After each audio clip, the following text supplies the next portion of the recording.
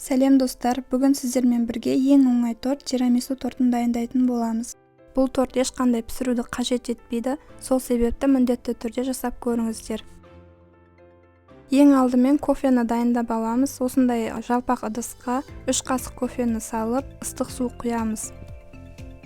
Кофені толықтай суыған күтеміз. Ыстық болмауы керек, кофені суығанға дейін кремін дайындап қоямыз. Бұл жерде менде маскарпоне, осыған шекерді салып, екеуін жақсылап араластырамыз.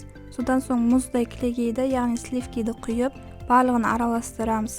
Қою болып шығу керек.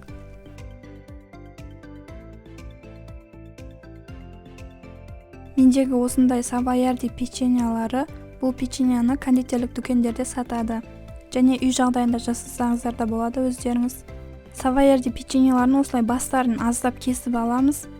Және жаңа кесіп алған жерімізді төмен қаратып, қант ұнтағы бар жағын сыртқа қаратып, осы кальцоның жиегіне орналастырып шығамыз.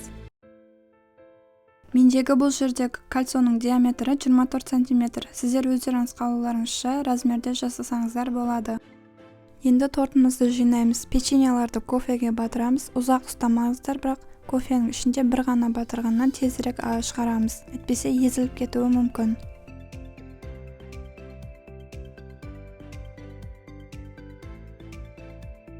Енді кремін жағып шығатын боламыз.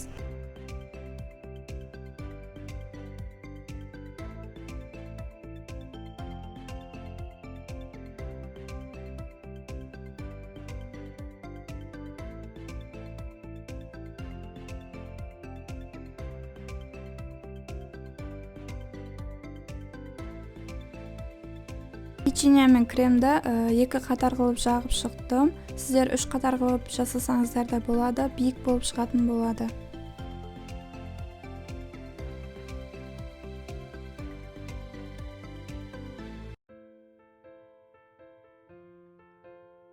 Тортымыз дайын болды. Енді оның бетін какаомен әсемдейтін боламыз.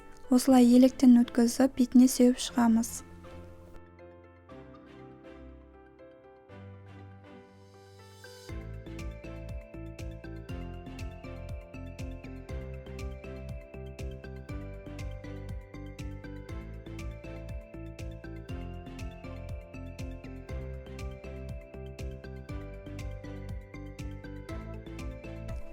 Кальцоны жайлап торттан шығарамыз, содан соң лентамен әдемілеп торттың сыртын байлап қоямыз.